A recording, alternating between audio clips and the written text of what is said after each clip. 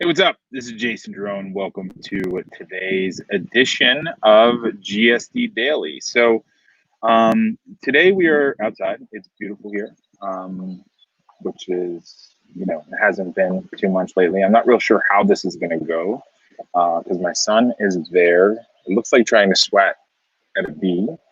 My dog is behind me and barks at everything. And there are two people on the road right now. Yeah, it'll be interesting to see how this goes.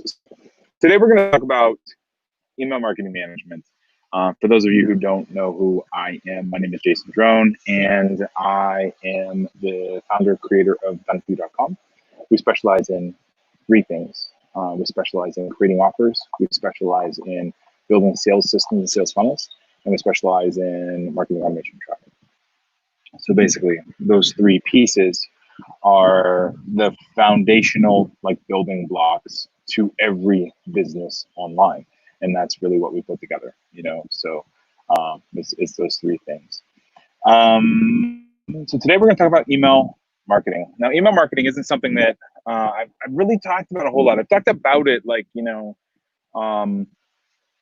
talked about it in a roundabout way, but basically email marketing as a function is done inside your funnels.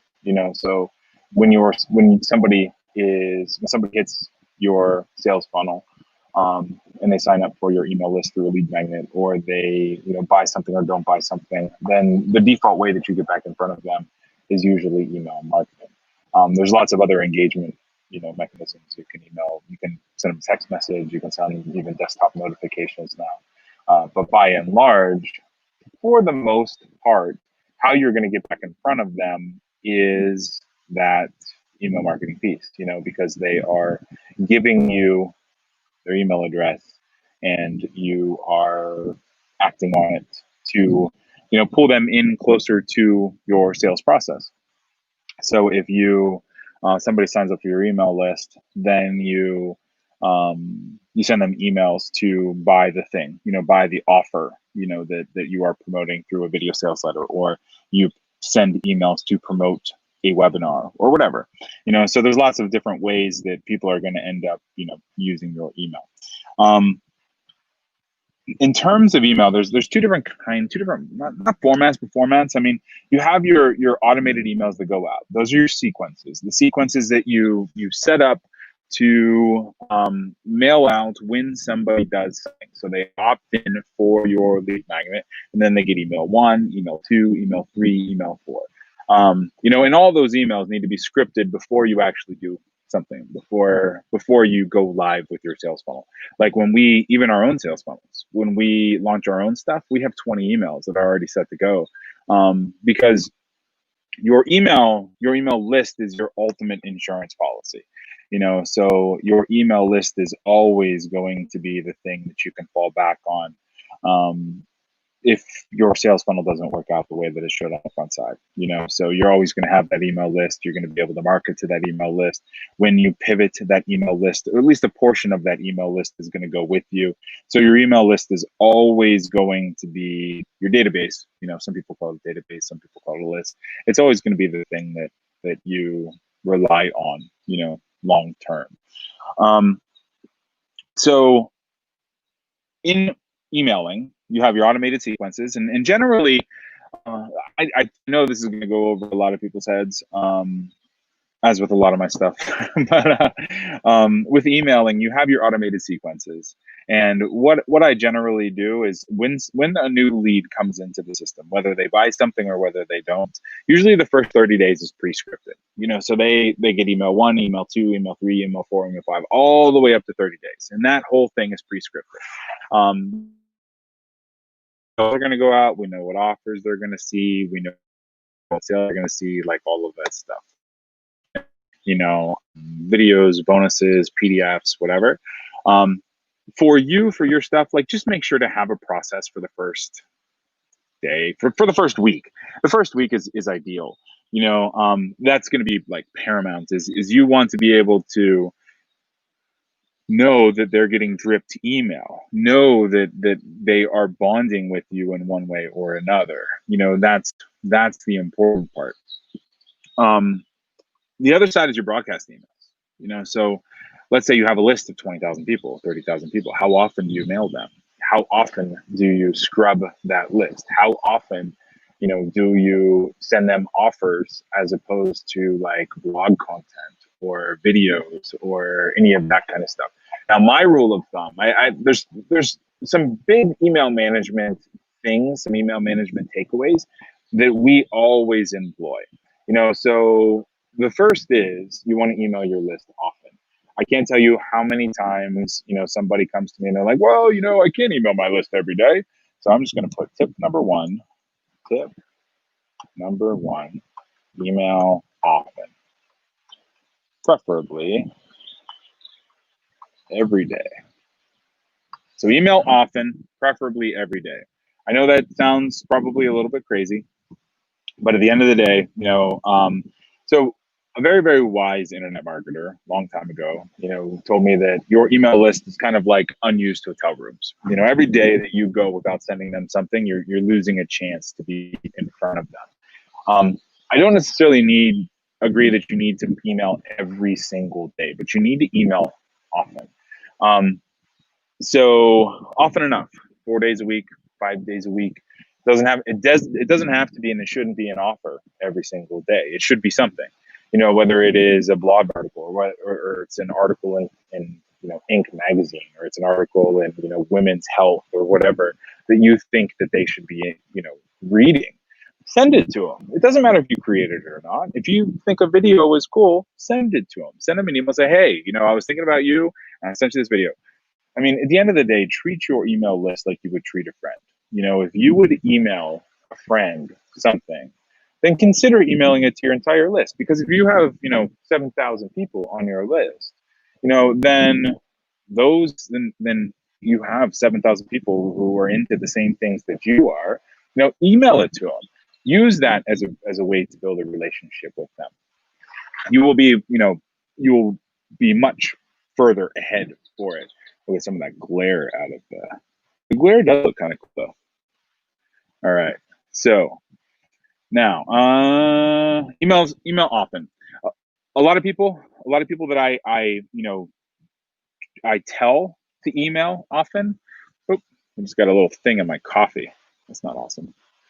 Anyway, so a lot of people that I tell or coach to email often, a lot of them are like, well, what happens if somebody doesn't do something? What happens if I get a lot of unsubscribes? And the reality is, the longer you go without emailing, that next email that you send, you're going to get a ton of unsubscribes. People are going to be unsubscribing like crazy. Like literally, if you watch, let's say you email today and then you email next Monday and then you email next Monday, watch your unsubscribes. You're going to have a very high percentage rate of unsubscribes because in that 7-day span, they forgot about you. Or they just weren't used to opening or receiving your email. There's my dog. Now, if you look at, if you email every day, so you email every day, you're going to have a much smaller percentage of unsubscribes. However, you're going to be in their inbox 1 day, 2 day, 3 day, 5 days between now and next Monday, which means you're going to be building a list that much faster. You're going to be selling that much more. You're going to be bonding with them that much more. They're going to be, responding to blog videos and all that other stuff. So, so just watch your numbers. Like, if you say, okay, I'm going to mail 4 times in the next 30 days, or I'm going to mail 20 times in the next 30 days, your unsubscribe rate is probably going to be very close to similar between those two scenarios. But if you mail 20 times,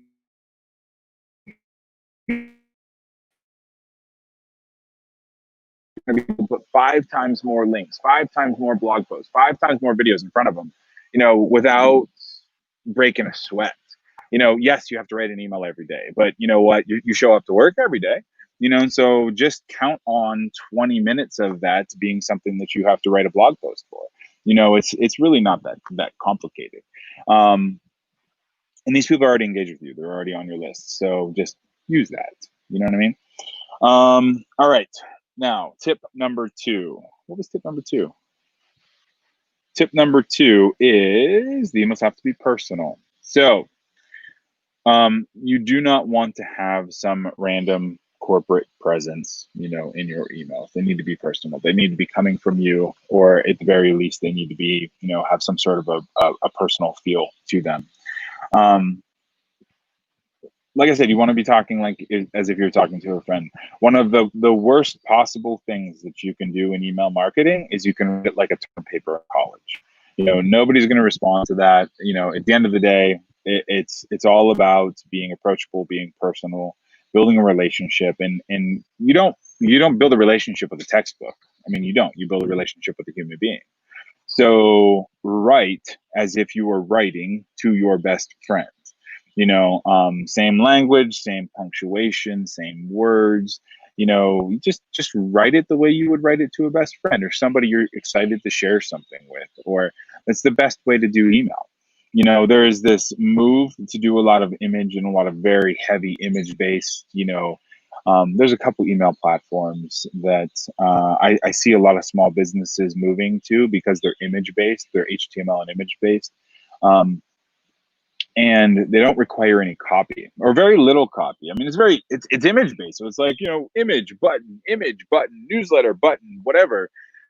The problem with that though is, your prospects are not relating to anything. They're not understanding anything. They're not moving any closer to buying anything.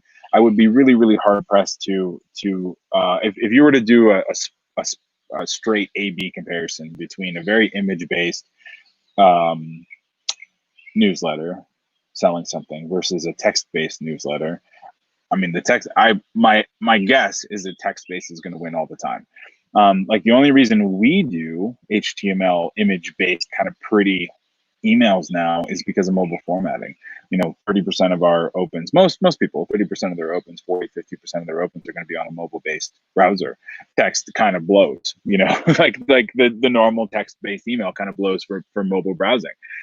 So that's all there is to it, but you want to be personal. Write it as if you were writing it to your best friend. Use the same language, use links when it's appropriate, and just, do it that way. It's gonna sell a whole lot more. It's gonna be a lot more approachable. People are gonna enjoy reading your stuff. You also want to keep things current.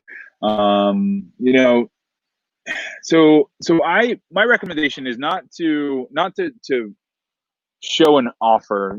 Have an offer once or twice a month, like a straight up sales video oriented offer. Every once or twice a month, go in and throw up an offer link or sales video or like a automated webinar or whatever. Don't crush your email with offers.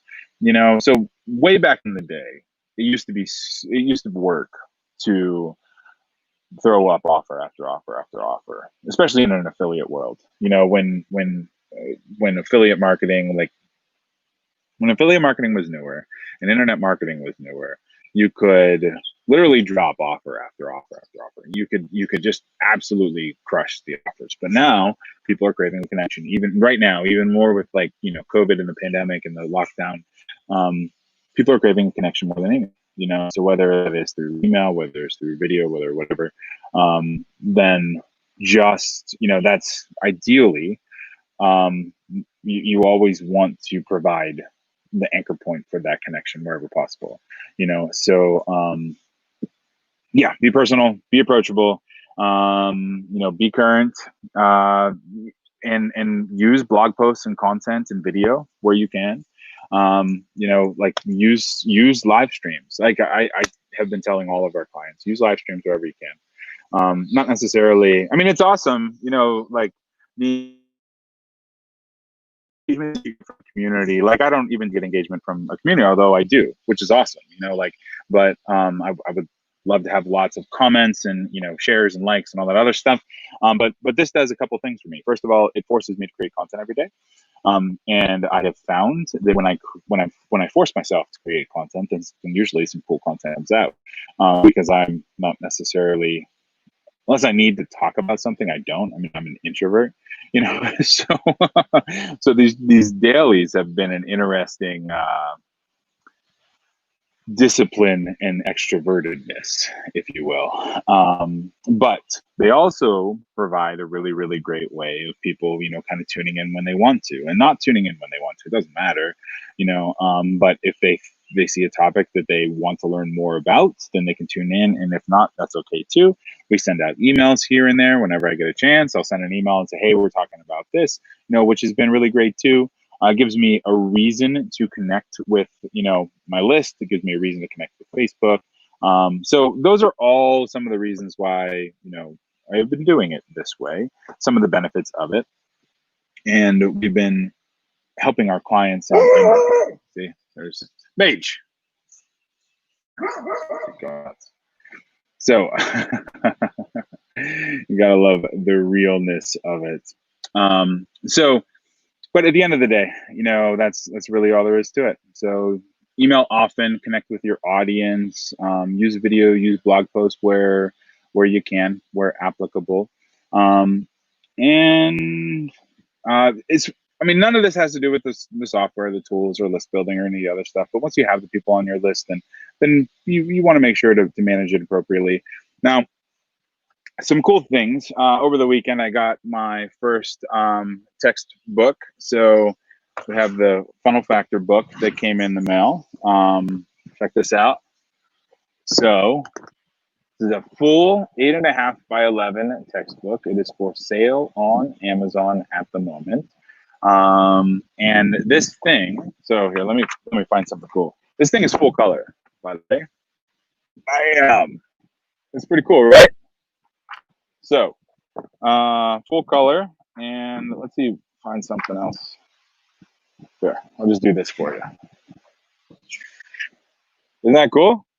Full color in this bad boy. Now, the part that is, let's see, landing page examples. We got some, there they are, right there. That's really the part that is going to set this book apart, this textbook apart, is we actually go through and put together the architecture for the sales funnels, and then all of the things you need. So inside, so here, over on this side, we have the architecture for the sales funnel.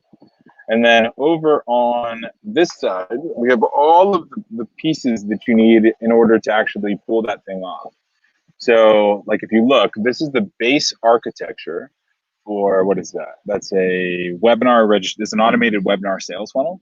And then over here, you have the sales copy. So there's sales copy, the core pages needed to pull that thing off, and then the email copy that you need to pull that thing off. So the lead magnet fulfillment, the webinar promo sequence, the webinar replay sequence. So all of the core funnels are actually in this textbook here.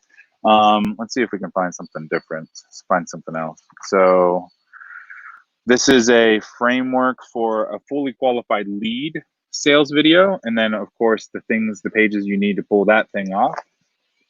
Let's see, what else is there? After they register, credit repair. Oh, this is a automated cash machine sales funnel right there. And then all the pages you need to pull that off. That's automated webinar. So as you can see, this book is nuts. 274 pages. It's 8.5 by 11, so you can write in the margins, all that other stuff. We're going to list it for sale on the website. It's also on Amazon, so you can. I'll drop the link here somewhere. And then, so the template is already available. Let me find the link here. So you can download the ebook for free. Let me go find it. I just thought it would be really, really cool to throw up a textbook of it. All right, so this is the link to here. All right, so here you go. So that's the funnel factor report. So this is just the printed report of that, of what you see there. So you can download it for free. Check it out. Here, let's see if there's anything else in here to go over. So this textbook basically goes through, let's see, our page numbers. So we got Facebook ads. So we have the introduction to the framework there. And then then we have quickest path to cash, what to offer. We talk about offers a little bit, physical book, ebook, audio product. We talk about building the sales funnel, pitching your offer. Building the sales funnel is where all of your sales funnel. So this is starting at page 71 is where all your frameworks are going to be. So page 71 right here. Webinars for high ticket sales, webinar tools, all the different tech you need to pull this guy off. All right. Then you got presentation software, video sales letters that convert on autopilot. Let's see what else we got. The ultimate guide to creating the perfect lead magnet.